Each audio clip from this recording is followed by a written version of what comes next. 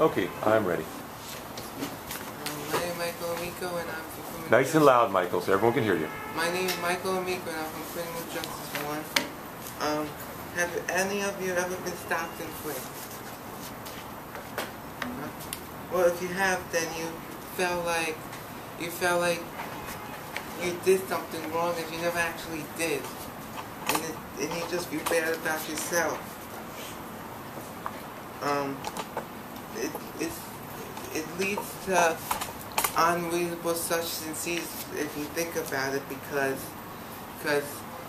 out loud, because it gets out of hand, because they do it like millions, like since millions of times, and just like since 2002 they did like 4.4 million times, and it's just out of hand.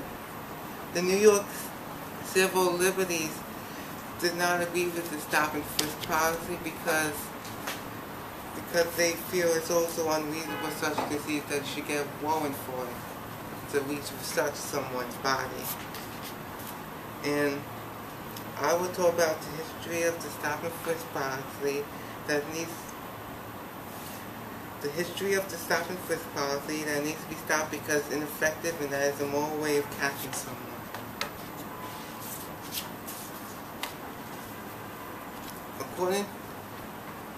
According to the LegalZoom article, www.legalzoom.com, the case Terry v. Ohio was the case that started it all when Terry in Ohio was frisked for no apparent reason whatsoever,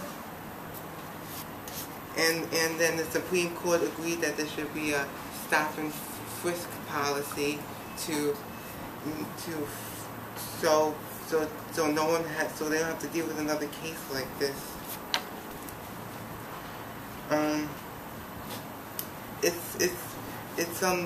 It is lawful act to the Supreme Court, but to other people around like everywhere that they have this policy, which is everywhere, that it's unreasonable because they're just walking down the street, and then all of a sudden the cop just stops them and then frisks them.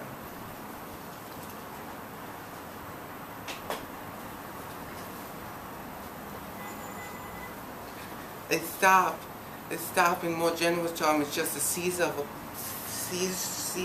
a person, and the frisk is when you just search them, like you search them down and all that. Of course, you have to stop before you frisk them, or it just won't make any sense.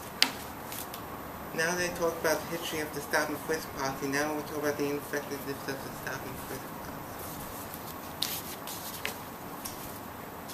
policy. Majority of the people who get stopped and frisked do not have anything on them. It's this graph from MediaMatters.org. As you can see, 0.5% of stops produce a gun. And then the other percent are just like stops that don't have any, that might have nothing on them. As you can see, there's 685 to 24 stops, and only like 780 are like found guns. That's like 0.5%. 0.5% of them that have something on them.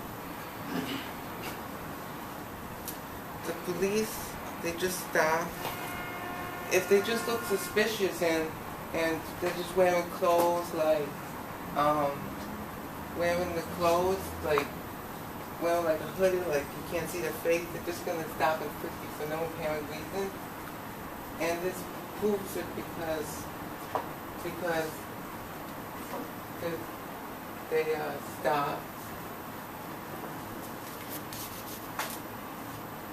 According to the New York City, according to on www.nyclu.org, 4 million innocent Americans are stopped and frisked since 2002 that are innocent because they just stop and frisk them. They just find someone that looks that looks bad to them, and then they just stop and frisk them. It's just not fair to anyone, not fair to them, and not fair to anyone else who has this problem.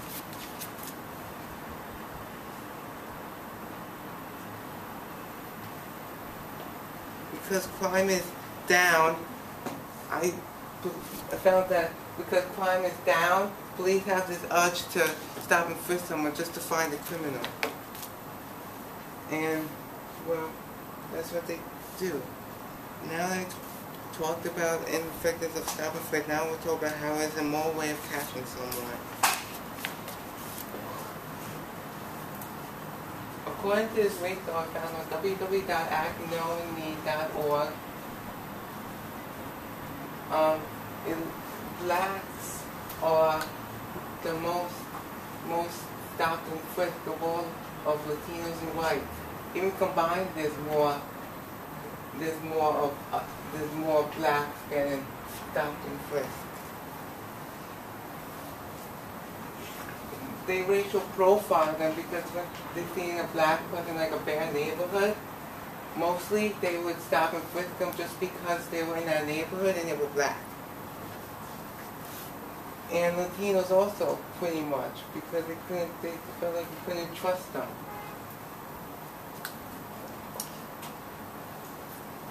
There should be a warrant for this because people want a warrant if they're going to try to search someone, so they have proof that they think has something on them.